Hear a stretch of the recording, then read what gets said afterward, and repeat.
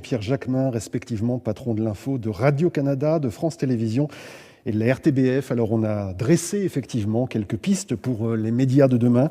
On a entendu parler de journalisme constructif, de solutions, on a entendu parler de renforcement des compétences scientifiques pour accélérer dans la lutte contre la désinformation, écouter, entendre les générations qui se sont éloignées des médias traditionnels, et puis un très joli mot qui est celui de la pluralité, de l'expression et de la représentation dans nos médias.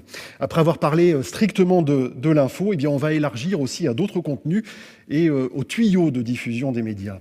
Plus de 4 millions de clients en France, plus de 10 milliards d'euros de chiffre d'affaires au troisième trimestre 2020. C'est peu dire que le groupe Orange est un opérateur essentiel de l'ère numérique. Je suis très heureux d'accueillir la présidente directrice générale d'Orange France et vice-présidente du groupe Orange, Fabienne Dulac.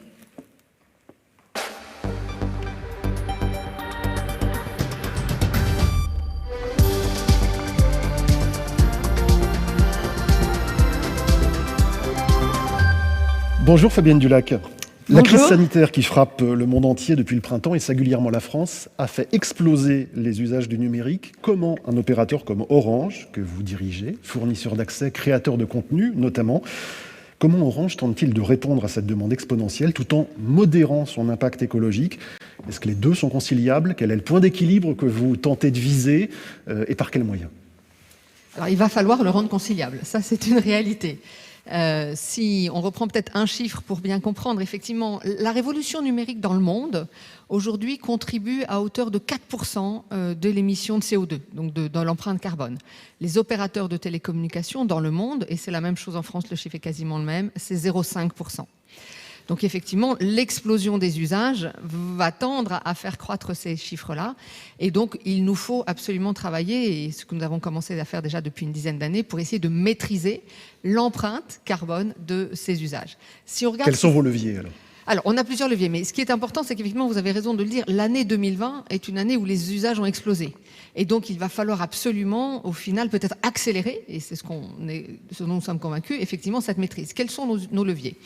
Aujourd'hui, quand on regarde cette contribution carbone, elle est, pour les opérateurs de télécom et pour Orange, elle est à 3 niveaux. Il y a effectivement une partie qui est liée à l'entreprise, qu'on appelle le tertiaire, comme toutes les boîtes, mais pas plus que ça. On a ensuite, évidemment, le poids des réseaux, qui contribue à peu près à 50%.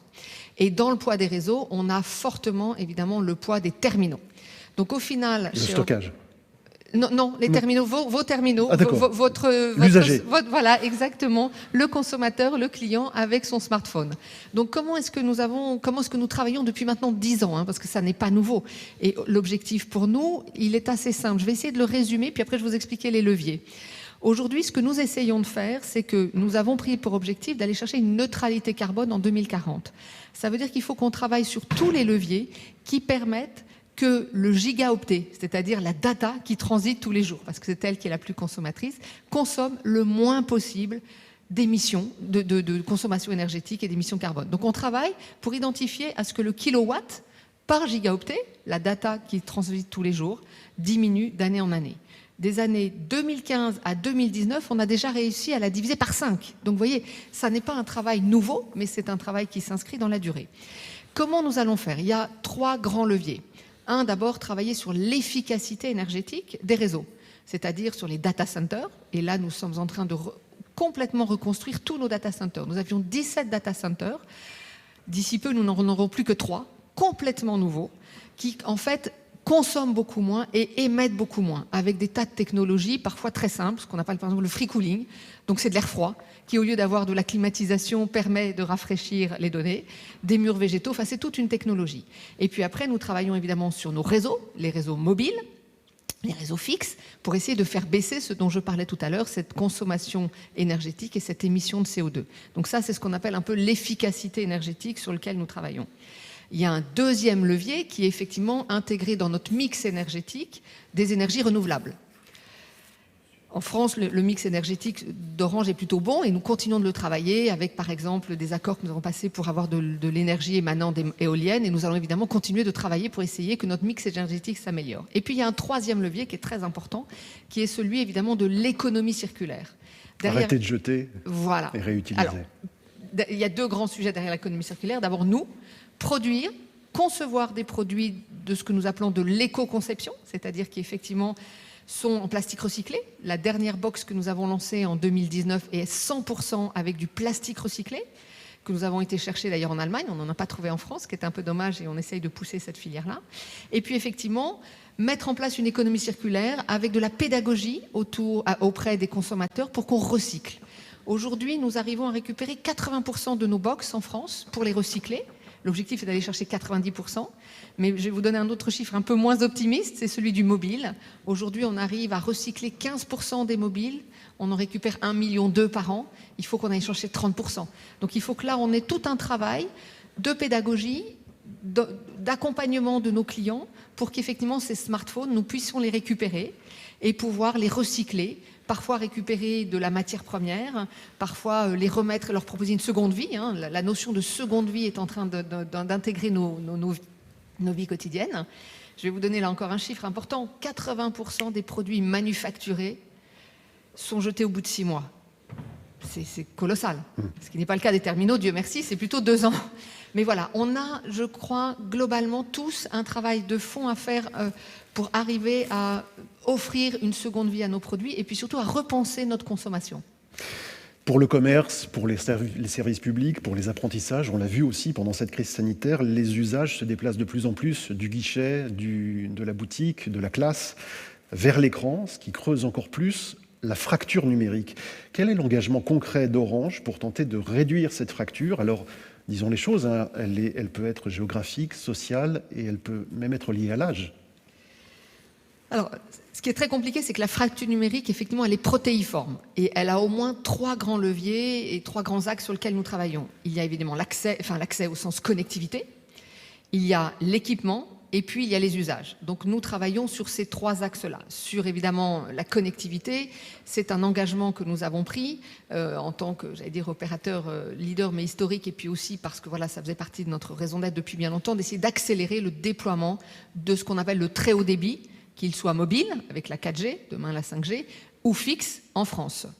Ce qu'il faut peut-être dire pour que aussi on soit un peu optimiste dans cette période compliquée, c'est qu'il y a 2-3 ans, la France était plutôt en retard sur le très haut débit fixe, notamment la fibre.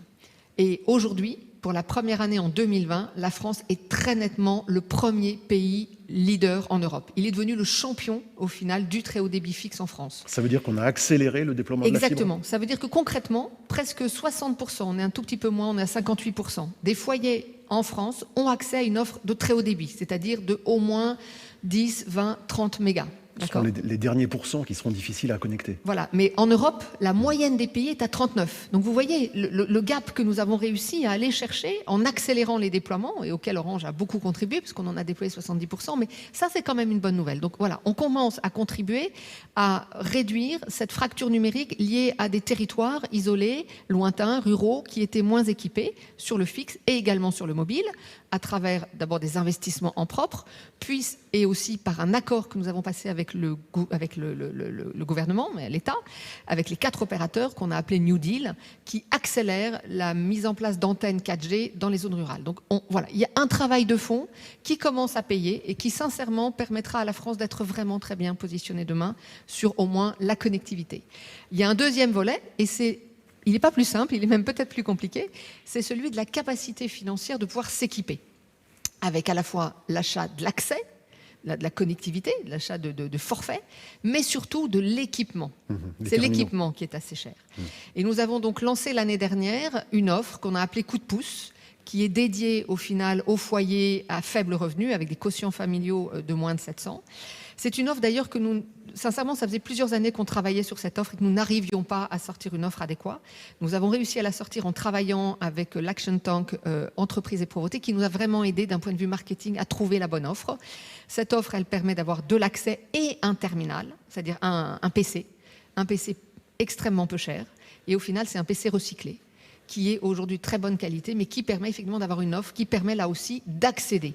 Et ça, c'est très important. Cette offre, en l'espace de quelques mois, elle a conquis 7000 personnes, ce qui est beaucoup. Et la cible, c'est vraiment des foyers à faible revenu avec un quotient familial de moins de 700. 7000 convaincus, combien à conquérir? Ah, beaucoup. Et là, on cherche en fait des partenaires pour cibler ces personnes et pour leur adresser ce message-là. Nous travaillons avec des banques notamment qui font des crédits, etc. Et on travaille avec des partenaires parce que là encore, on ne peut pas être tout seul. Il nous faut au final fédérer. Lutter contre la fracture numérique, ça ne se fera pas, j'allais dire, seul dans son coin. Il nous faut des partenaires, parce que nous avons été chercher pour concevoir les offres. Il nous en faut aussi pour adresser cette population-là. Ce qui est très important, c'est que dans cette offre-là, 25% sont primo-accédants. Ça veut dire qu'ils n'avaient jamais eu d'offre d'accès Internet avant. Ça veut dire que voilà, ça fonctionne. Alors ces primo-accédants, après, c'est peut-être le dernier volet, il faut leur apprendre à se servir de ces terminaux et à voilà, entrer dans l'usage. Exactement. Et là encore, c'est une troisième étape. Ça, là aussi, nous travaillons, mais pas tout seul, avec du monde associatif. Nous travaillons aussi avec les pouvoirs publics, les collectivités locales, pour organiser des ateliers. Nous en avons mené presque 50 000 l'année dernière. Là aussi, pour former, pour apprendre les parents, les grands-parents, les enfants, les jeunes, et essayer de décrisper. C'est quand même 13 millions presque de Français qui ont du mal face au numérique, et ça se comprend, parce qu'ils n'en ont pas eu l'habitude, parce qu'on appelle ça de l'électronisme. Et donc là aussi, moi je voudrais insister sur le fait que lutter contre la fracture numérique, c'est à la fois une responsabilité évidemment d'opérateurs, mais c'est aussi tout un tissu qui se met en place avec différents acteurs qui permettent au final d'adresser ce sujet qui n'est pas simple, qui est protéiforme, mais qui n'est pas non plus aussi évident que ça à mettre en œuvre. Donc voilà, aujourd'hui on a un tissu qui se structure, notamment beaucoup sur les territoires, dans les villes, dans les banlieues aussi, avec des approches assez différentes. Et il va falloir qu'on continue ensemble ce travail de pédagogie, évidemment très important. Est-ce que votre rôle historique d'opérateur de service public, même si aujourd'hui vous êtes dans une autre dimension, vous donne une responsabilité plus importante que les autres dans cette perspective ? J'aime à le croire et j'espère, très honnêtement, ça a fait partie d'abord de la culture de l'entreprise. Et même si effectivement nous sommes dans un secteur très concurrentiel et que nous sommes privés dans un monde privatif depuis maintenant quelques années, nous avons été privatisés, nous avons gardé dans la culture de l'entreprise cet ADN, moi je l'appelle comme ça, l'ADN service public. Et je pense qu'il nourrit l'entreprise, il permet aussi au final de garder un cap. C'est ce qui a aussi motivé la façon dont nous avons rédigé notre raison d'être et au final nos ambitions. C'est pour moi très important, c'est aussi important pour les équipes, pour les salariés, et je pense que ça donne aussi un cap dans un monde qui est compliqué et à des années un petit peu difficiles, comme cette année 2020 où vous avez des ruptures, où vous avez... les choses vacillent un peu à droite et à gauche. Avoir ce cap-là est pour moi très important pour ne pas oublier évidemment que nous sommes dans une entreprise privée avec une profitabilité à aller chercher, mais que ça n'empêche pas d'être responsable. Au contraire, je pense même que ça engage davantage. On voit aussi que de toute façon, tous les jeunes générations, tous les jeunes que nous recrutons aujourd'hui sont très attentifs à cet engagement de la part des entreprises. Donc j'allais dire... l'ensemble du monde va se retrouver peu à peu, les analystes aussi, puisqu'on voit qu'on a aussi de plus en plus de pression, et c'est très bien pour avoir une responsabilité environnementale, mais aussi sociétale. Je pense qu'on est en train quand même petit à petit, en espérant ne pas perdre de vue les leçons qu'on aura tirées de l'année 2020, la volonté collectivement... évidemment, de faire avancer ce monde économique, c'est clé, parce qu'il y a de l'emploi derrière, mais aussi de façon responsable. Et est-ce que votre objectif, c'est bien un terminal par foyer ou presque par individu, ou alors ça devra aussi passer, cette connexion à 100% auprès de tous les Français, par des acteurs locaux, des points de contact pour des personnes qui resteront des électrilétés, comment oui, vous les avez appelés? L'électronisme, c'est vrai que le terme est un peu complexe. Voilà. Je ne sais pas si l'objectif il est d'équiper tous les Français. Je pense l'objectif est de rendre accessible le numérique à tous. Et ce qu'il faut avoir en tête, c'est que rendre le numérique accessible à tous ne veut pas dire la même offre pour tous. Une personne très âgée peut avoir besoin d'un certain nombre de services pour pouvoir rester en contact avec ses petits-enfants, ses enfants qui ne seront pas du tout de la même acabit qu'un étudiant sur les territoires où qu'il soit. Donc l'objectif, il est que nous ayons un réseau et que nous ayons des offres de services développées par les opérateurs, puis évidemment retravailler avec les partenaires, le monde associatif avec qui nous travaillons beaucoup, l'école de la seconde chance, mais pas que, Force Femmes, enfin tout ce monde associatif qui travaille pour permettre au final à ce que l'offre s'adapte et permettre effectivement que la révolution numérique n'exclut pas. Bien sûr qu'elle n'inclura pas tout le monde, pas au même rythme, on n'a pas tous les mêmes usages, on n'a pas tous les mêmes besoins, mais il faut absolument qu'effectivement on évite qu'on ne puisse plus avoir accès à la sécurité sociale, à sa CAF, qu'on ne puisse plus avoir accès aux offres d'emploi. On n'a pas besoin d'automatiquement être équipé. Et vous avez raison d'insister sur ce point-là. Et c'est pour ça qu'il d'ailleurs se construit des maisons digitales sur les territoires où globalement vous avez des espaces équipés et où les gens viennent. Et ça suffit. Ce qu'il faut effectivement, c'est que ce monde se numérise à une vitesse grand V. Et je pense que l'année 2020 va accélérer la révolution numérique et la digitalisation de la société. Donc c'est là où nous aussi, il faut accélérer. Le secteur dans lequel nous sommes a des temporalités différentes. Le déploiement des réseaux est plutôt assez lent. Je le rappelle, il faut 40 ans pour déployer un réseau fixe. Le déploiement des usages, lui, est très rapide. Et le déploiement, par contre, de la montée en compétences et de l'équipement n'est pas si rapide que ça. Donc il faut arriver à jongler avec des temporalités différentes pour éviter les fractures.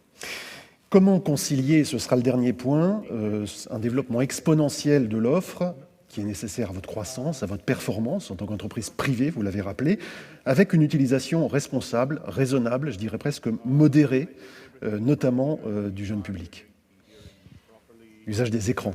Bien sûr, c'est un vrai sujet et sur lequel effectivement nous sommes assez sensibles. Et là encore, moi je suis assez convaincue qu'il y a, ce que je dis souvent à mes équipes, une ligne de crête dans laquelle on réconcilie effectivement une performance économique, une rentabilité, une profitabilité et néanmoins une responsabilité.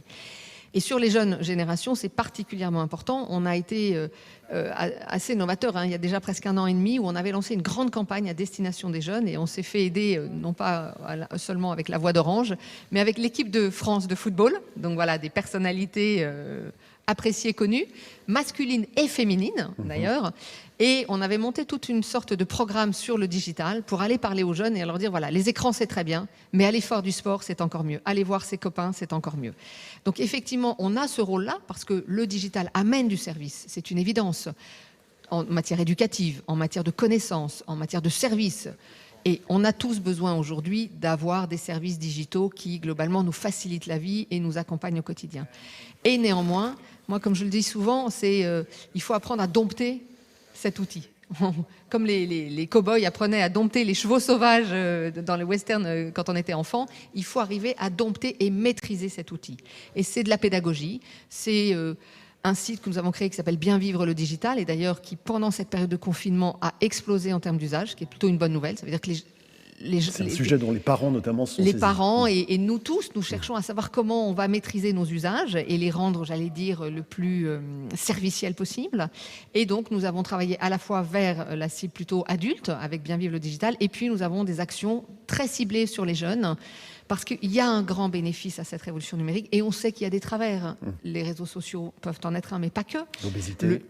Voilà, le temps passé à rester derrière des écrans. Donc là encore, nous sommes dans une période, vous savez, je le dis souvent, de découverte aussi de cette nouvelle technologie, encore, d'appropriation et donc de pédagogie et donc de maîtrise. C'est une période aussi où on fait des ancrages. Et les ancrages sont importants. Et donc comme les ancrages sont importants, la pédagogie, elle passe par des ancrages, par des références, par des messages très clairs sur les bénéfices, mais en même temps les risques.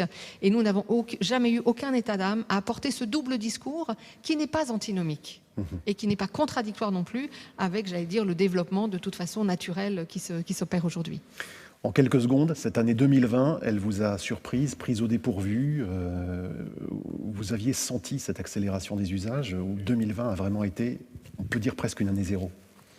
Alors, très honnêtement, la crise sanitaire que nous avons vécue, personne ne l'avait, en tout cas, moi je ne l'avais pas, et nos équipes chez Orange ne l'avaient pas anticipée, je ne crois pas que grand monde ne l'avait anticipée. Et c'est cette crise sanitaire qui, au final, dans la configuration qu'elle a mise en France, que ce soit d'abord l'économie, mais également tout à chacun, chaque individu chez soi confiné au mois de mars, puis à nouveau au mois d'octobre, qui a complètement effectivement fait pivoter et accélérer pour moi 2 choses. 1, la digitalisation et la numérisation de notre société, du monde économique, dont on voit bien que globalement le click and collect, là, qui est un grand sujet, doit s'accélérer, qui a aussi bouleversé les usages, le télétravail qui a été multiplié par 10, l'éducation qui s'est faite à distance et qui s'est plutôt bien faite avec un corps enseignant qui s'est adapté à ces outils-là et des enfants qui se sont aussi adaptés, même si ce n'est pas pérenne. Donc oui, c'est une accélération dont nous avons tiré depuis le mois de mars évidemment les conséquences et qui nous a permis, que nous avons embarqué pour évidemment accélérer et aller beaucoup plus vite comme nous avons essayé de le faire tout au long de l'année, comme nous devrons le faire dans le futur pour, j'allais dire, prendre en compte évidemment ce pivot, cette année pivot. Ce n'est pas une année zéro, c'est une année pivot qui va accélérer. Merci beaucoup Fabienne Dulac, Merci à vous. Présidente directrice générale d'Orange France et vice-présidente du groupe Orange. Alors cette année, plus que jamais, la crise sanitaire et l'actualité dont on vient de parler soulignent